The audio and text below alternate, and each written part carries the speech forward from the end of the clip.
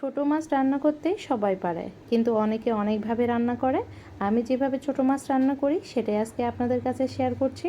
প্রথমে একটা ফ্রাইং প্যানে দিয়ে দিচ্ছি 3টে মিডিয়াম সাইজের পেঁয়াজ কুচি, দিয়ে দিচ্ছি হাফ চা চামচের একটু বেশি হবে রসুন বাটা, আর দিয়ে দিচ্ছি 1.5 চা চামচ পরিমাণ লবণ, 1 চা চামচ হলুদ গুঁড়া।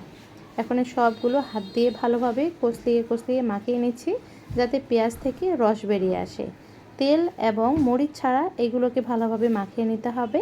তেল দিলে এটা ভালোভাবে মাখানো যাবে না, অনেকটা পিচ্ছিল হয়ে যাবে। আর মরিচ দিয়ে মাখালে তো বুঝতেই পারছেন হাত জ্বালা পোড়া করবে। তো যখন এগুলো মাখিয়ে নেওয়া হয়ে যাবে তখন দিয়ে দিতে হবে তেল।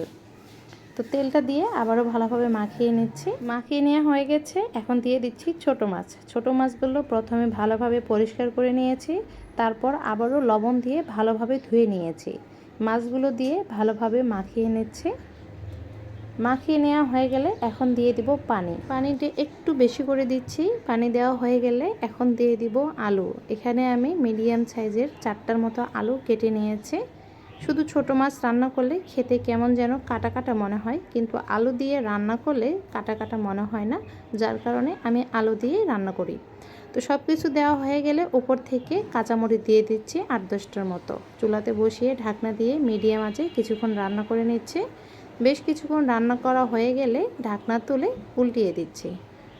তো এইভাবে অবশ্যই ঢাকনা তুলে একবার উল্টিয়ে দিবেন, নিচেরগুলো উপরে এবং উপরেগুলো নিচে, এইভাবে উল্টিয়ে দিচ্ছি। উল্টে দেওয়া হয়ে গেলে এখন আবারও আমি রান্না করে নিচ্ছি পুরো পানিটা শুকিয়ে যাওয়া পর্যন্ত। আর এই পর্যায়ে আমি কোনো ঢাকনা দিচ্ছি না।